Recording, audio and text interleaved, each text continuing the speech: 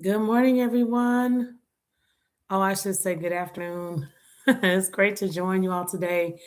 So, it has been about a week since it's just been me and my audience. I actually really miss you guys. I just had a lot going on. I had some Tuesday and Thursday appointments that kind of conflicted with the podcast. But I'm back. I'm getting back on schedule. So, hopefully, you all miss me as well. Um, Today we are starting our study on First Samuel. I did a little introduction the last time that it was just the two of us. I'm just gonna bring up my timeline again. I think I told you all that I got this from the um, Holocaust Center in Farmington Hills in Michigan, and we are trucking right along. So we're at around 1000 BC. This is the time of the kings and the prophets in the Old Testament. So we are making progress. My goal is for us to get through the Old Testament this year. It's definitely not going to be the all books of the Bible, but hopefully the Old Testament. Right now we are on book number 8, First Samuel. So I'm going to have to kind of speed this up a little bit. So we're talking about Messianic prophecy in the Old Testament. I'm just going to start reading the book of First Samuel. It's also called the first book of the Kings. We left two books that dealt with judges that before Kings, judges ruled in Israel, and that was the book of Judges and the book of Ruth. So now we're looking at First Samuel. I'll start with verse 1. Now there was a certain man of Ramatha Lethophim of Mount Ephraim, and his name was Elkanah, the son of Jeroam, the son of Elihu, the son of Tahu, the son of Zuph, and Ephronite. I did study these words before I came on today, but forgive me in advance if I mispronounce any of these words. And he had two wives. The names of one was Hannah, the name of the other was Peninnah. And Peninnah had children, but Hannah had no children. And this man went up out of his city yearly to worship and to sacrifice unto the Lord of hosts in Shiloh. And the two sons of Eli, Hophni and Phinehas, the priest of the Lord, was there. On one of the prior broadcasts, I talked about the sins of Eli when, by the time Samuel came into the picture. So we're going to be talking about that story again. I've mentioned Hannah a few times on the podcast. She's one of my next to Ruth. She's another one of my favorite characters in the Bible. And I'm also going to be hopefully reading a book of Psalms that deals with a quote that that Hannah made in the Bible. So I will be looking for that today as well. Verse 4, and when the time was that Elkanah offered, he gave to Peninnah his wife and to all her sons and her daughters portions. But unto Hannah he gave a worthy portion, for he loved Hannah, but the Lord had shut up her womb. And her adversary, which was Peninnah, was also provoked her sore for to make her fret because the Lord had shut up her womb. And as he did so year by year, when she went up to the house of the Lord, so she provoked her. Therefore she wept and did not eat. Then said Elkanah, her husband, to her, Hannah, why weepest thou, and why eatest thou not? And why is thy heart grieved? Am not I better to thee than 10 sons? So Hannah rose up after that, after they had eaten in Shiloh, and after they had drunk. Now Eli the priest sat upon a seat by a post of the temple of the Lord. And she was in bitterness of soul and prayed unto the Lord and wept sore. And she vowed a vow and said, O Lord of hosts, if thou wilt indeed look on the affliction of thine handmaid and remember me, but wilt give unto thine handmaid a man child, then I will give him unto the Lord all the days of his life, and there shall no razor come upon his head. And it came to pass, as she continued praying before the Lord, that Eli marked her mouth. Now Hannah, she spoke in her heart, only her lips moved, but her voice was not heard. Therefore Eli thought she had been drunken. And Eli said unto her, How long wilt thou be drunken? Put away thy wine from thee. And Hannah answered and said, No, my lord, I am a woman of a sorrowful spirit. I have drunk neither wine nor strong drink, but have poured out my soul before the Lord. Count thou not thine handmaid for a daughter of Belial, for out of the abundance of my complaint and grief have I spoken hitherto. Another name for Belial is Satan, or our adversary. All right. Verse 17.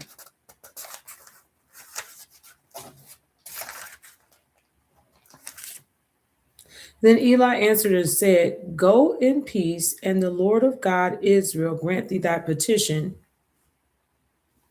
that thou hast asked of him. And she said, Let thine handmaiden find grace in thy sight. So the woman went her way, and she did eat, and her countenance was no more sad. And they rose up in the morning early and worshipped before the Lord and returned and gave to their house to Ramah. And Elkanah knew Hannah his wife, and the Lord remembered her. Wherefore it came to pass when the time was come after Hannah had conceived, that she bare a son and called his name Samuel, saying, Because I have asked him of the Lord. And the man Elkanah and all his house went up to offer unto the Lord the yearly sacrifice and his vow. But Hannah went not up, and she said unto her husband, I will not go up until the child be weaned, and then I will bring him, that he may appear before the Lord, and there abide forever. And Elkanah her husband said unto her, Do what seemeth thee good, tarry until thou hast weaned him. Only the Lord established his word. So the woman abode and gave her son suck until she weaned him. And when she had weaned him, she took him up with her with 3 bullocks and 1 ephah of flour and a bottle of wine, and brought him unto the house of the Lord in Shiloh, and the child was young. And she slew a bullock and brought the child to Eli. And she said, O my Lord, as thou soul liveth, my Lord, I am the woman that stood by thee here praying unto the Lord. For this child I prayed, and the Lord has given me my petition, which I asked of him. Therefore also I have lent him to the Lord. As long as he liveth, he shall be lent to the Lord. And he worshiped the Lord there. Okay, chapter 2. And Hannah prayed and said, My heart rejoiced in the Lord, my horn is exalted in the Lord. My mouth is enlarged over my enemies, because I rejoice in thy salvation. There is none holy as the Lord, for there is none beside thee, neither is there any rock like our God. Talk no more so exceeding proud, let not arrogancy come out of your mouth, for the Lord is a God of knowledge, and by him actions are weighed. The bows of mighty men are broken, and they that stumbled are girded with strength. They that were full have hired out themselves for bread, and they that were hungry cease, so that the barren hath borne 7, and she that hath many children is waxed feeble. The Lord killeth and maketh alive. He bringeth down to the grave and bringeth up. The Lord maketh poor and maketh rich. He bringeth low and lifteth up. He raised up the poor out of the dust, and lifts up the beggar from the dunghill, to set them among princes, to make them inherit the throne of glory. For the pillars of the earth are the Lord's, and he hath set the world upon them. He will keep the feet of his saints, and the wicked shall be silent in darkness, for by strength shall no man prevail. The adversaries of the Lord shall be broken to pieces. Out of heaven shall be thunder upon them.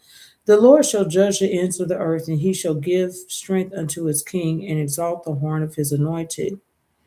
And Elkanah went to Ramah to his house, and the child did minister unto the Lord before Eli the priest. So this prayer in 1 Samuel chapter 2 is what Hannah is really known for, the fact that she gave birth to the prophet Samuel, and she's known well for this prayer, which I said she also pulled some of that from Psalms, which was probably written before this account of First Samuel. Hannah was also a prophetess, just like Deborah in the Bible. So even though we have the major and the minor prophets in the Old Testament, there were a few, not very many. There were a few prophetesses in the Old Testament as well. Miriam was a prophetess, and now we see this account of Hannah being a prophetess as well. Deborah was also a prophetess. So I'm going to give you the cross scriptural reference of where this scripture is also located in Psalms. So just bear with me. I had actually read over this earlier this week in preparation for today and wrote it down, but I have to I have to look up the cross reference again. I don't see where I wrote the cross reference down. Hold on 1 second. Oh, found it. I just had to open up my notes a little bit more. Okay, Psalms 75, verse 7. Let's go ahead and turn there. I'm like, I know I wrote this down. Okay, Psalms chapter 75.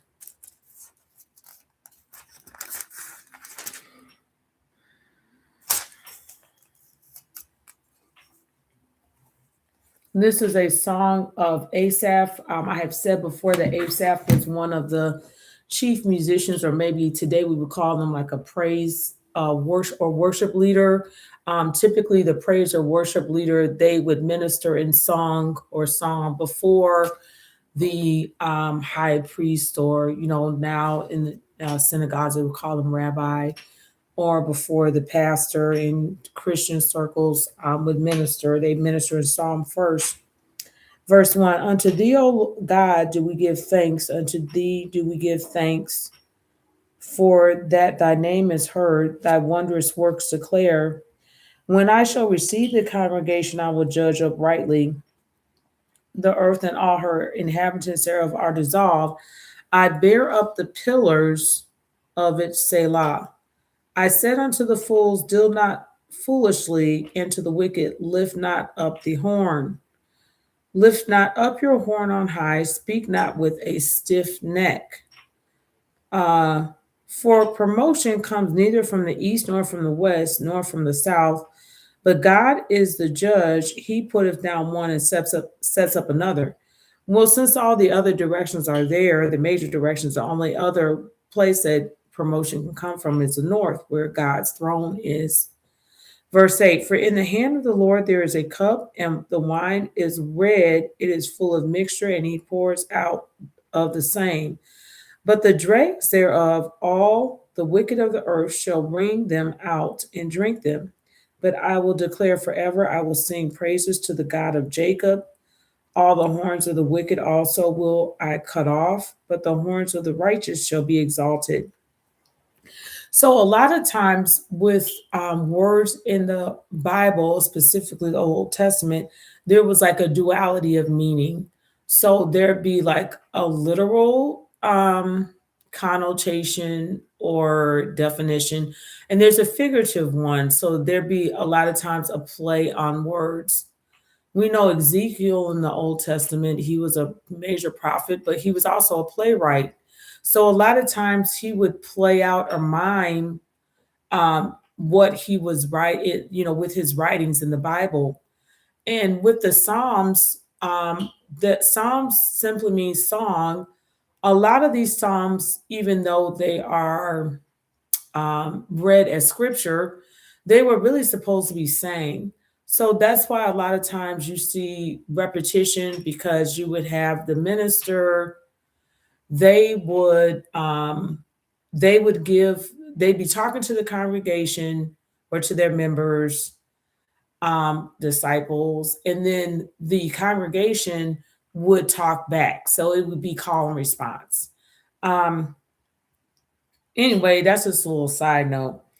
But here, when it says lift not up your horn on high, well, that's somebody that's pretty much boasting about themselves. That's the figurative word.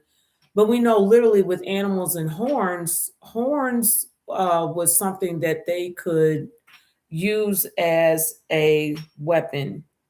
It was part of their uh, body that they can use either to as a defensive or offensive weapon. Um, just like with deer bucks, those that ram that they had on their head. Well, most of the men have the rams, the women don't. Like the men, the male lions, they have the mane. The female lions, very rarely in nature do they have the mane. So that just signified, authority, dominance, power. Those are some of the figurative meanings of those of the horns. Okay, let's go back to First Samuel with our account of Hannah. We're on First Samuel 2, chapter 2. We are looking now at verse 12. Now the sons of Eli were sons of Belial. They knew not the Lord. So one of the things in Samuel that the prophet Eli is judged for is that he had sons who he did not rear up in the fear and admonition of the Lord, and as a result, they followed Belial or Satan or their enemy. Verse 13, and the priest's custom with the people was that when that any man offered sacrifice, the priest's servant came while the flesh was in seething with a flesh hook of 3 teeth in his hand, and he struck it into the pan or kettle or cauldron or pot. All that the flesh hook brought up, the priest took for himself. So they did in Shiloh unto all the Israelites that came thither, excuse me. Also, before they burnt the fat, the priest servants came and said to the man that sacrificed, give flesh to roast for the priest, for he will not have sodden flesh of thee, but raw. And if any man said unto him, let them not fail to burn the fat presently, and then take as much as thy soul desireth, then he would answer him, nay, but thou shalt give it me more, and if not, I will take it by force. Wherefore the sin of the young men was very great before the Lord, for the men abhorred or hated the offering of the Lord. But Samuel ministered before the Lord, being a child girded with a linen ephod. Moreover, his mother made him a little coat and brought it to him from year to year when she came up with her husband to offer the yearly sacrifice. And Eli blessed Elkanah and his wife and said, the Lord give thee seed of this woman for the loan which is lent to the Lord. And they went unto their own house, and the Lord visited Hannah so that she conceived and bare 3 sons and 2 daughters. And the child Samuel grew before the Lord. Now Eli was very old and heard all that his sons did unto all Israel, and how they lay with the women that assembled at the door of the tabernacle of the congregation. And he said unto them, why do ye such things? For I hear of your evil dealings by all this people. Nay, my sons, for it is no good report that I hear. Ye make the Lord's people to transgress. If one man sin against another, the judge shall judge him. But if a man sin against the Lord, who shall entreat for him? Notwithstanding, they hearkened not unto the voice of their father, because the Lord would slay them. And the child Samuel grew on and was in favor both with the Lord and also with men. And there came a man of God unto Eli and said unto him, thus saith the Lord, did I plainly appear unto the house of thy father when they were in Egypt in Pharaoh's house? So the man of God here is likely another prophet. It does not list his name. And did I choose out of all the tribes of Israel to be my priest, to offer upon my altar, to burn incense, to wear an ephod before me? And did I give unto the house of thy father all the offerings made by fire of the children of Israel? Wherefore kick ye at my sacrifice and at my offering, which I have commanded in my habitation, and honorest thy sons above me, to make yourselves fat with the chiefest of all the offerings of Israel, my people. Wherefore the Lord of Israel saith, I said indeed that thy house and the house of thy father should walk before me forever. But now the Lord saith, be it far from me, for them that honor me I will honor, and they that despise me shall be lightly esteemed.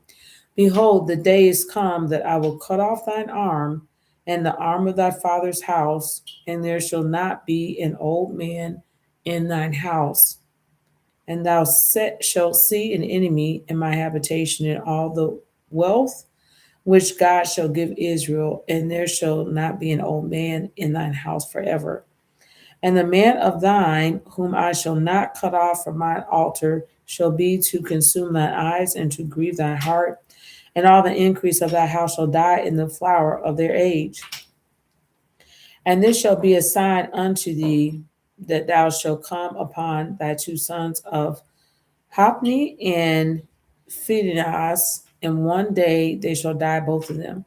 And I will raise up a faithful priest that shall do according to that which is in my heart and in my mind. And I will build him a sure house, and he shall walk before mine anointed forever. And it shall come to pass that every one of you that is left in thine house shall come and crouch to him for a piece of silver and a morsel of bread, and shall say, Put, I pray thee, into one of the priest's offices that I might eat of bread. So that is the judgment that Eli had upon his two sons. They both ended up dying prematurely. Chapter 3, verse 1. And the child Samuel ministered unto the Lord before Eli, and the words of the Lord were precious in those days. There was no open vision. And it came to pass at that time when Eli was laid down in his place, and his eyes began to wax dim, that he could not see, and the lamp of God went out in the temple of the Lord, where the ark of God was, and Samuel was laid down to sleep. That the Lord called Samuel, and he answered, Here am I. And he ran unto Eli and said, Here am I, for thou callest me. And he said, I call not. Lie down again. And he went and lay down. And the Lord called yet again Samuel. And Samuel rose and went to Eli and said, Here am I, for thou didst call me. And he answered, Eli answered, I called not, my son, lie down again. Now Samuel did not yet know the Lord, neither was the word of the Lord yet revealed unto him. And the Lord called Samuel again the third time, and he rose and went to Eli and said, Here I am, here am I, for thou didst call me. And Eli perceived that the Lord had called the child. Therefore Eli said unto Samuel, Go lie down, and it shall be, if he call thee, that thou shalt say, Speak, Lord, for thy servant hears. So Samuel went and laid down in his place. And the Lord came and stood and called as other times, Samuel, Samuel. Then Samuel answered, Speak, for thy servant hears. And the Lord said to Samuel, Behold, I will do a thing in Israel at which both ears of every one that hears it shall tingle. In that day I will perform against Eli all things which I have spoken concerning his house. When I begin, I will also make an end. For I have told him that I will judge his house forever for the iniquity which he knows. Behold, his sons make themselves vile, and he restrains them not. So vile is like means to pollute, to make dirty, to sin. Verse 14, and therefore I have sworn unto the house of Eli that the iniquity of Eli's house shall not be purged with sacrifice nor offerings forever. And Samuel lay until the morning and opened the doors of the house of the Lord, and Samuel feared to show Eli the vision. Then Eli called Samuel and said, Samuel, my son, and he answered, Here I am, or here am I. And he said, What is the thing that the Lord have said unto thee? I pray thee, hide it not from me. God do so to thee, and more also, if thou hide anything from me, all the things that he said unto thee. Now remember that we had read earlier in chapter 2 that the Lord at this point was not visiting the people of God, meaning that he was not showing them visions or dreams. So this was very special that this account took place. Verse 18, and Samuel said every whit and hid nothing from him. And he said, It is the Lord, let him do what seemeth him good. And Samuel grew, and the Lord was with him, and did let none of his words fall to the ground. And all Israel from Dan even to Beersheba knew that Samuel was established to be a prophet of the Lord. And the Lord appeared again in Shiloh, and the Lord revealed himself to Samuel in Shiloh by the word of the Lord. And we will pick up there with chapter 4 on Tuesday. I look forward to seeing all of you all then. For more information about our ministry, feel free to visit us at thatmanjesus.com. We also have an upcoming event, Total Life Transformation with Denitra Townsend Gregory on Saturday, May 23rd from 9 to 11 a.m. at Tango's Restaurant. We look forward to seeing all of you there. Feel free to like and subscribe to our YouTube channel. And until Tuesday, I will see you all next time. Um, happy Sabbath to everyone. Happy Mother's Day. I'll see y'all on Tuesday. Have a blessed weekend. Bye bye.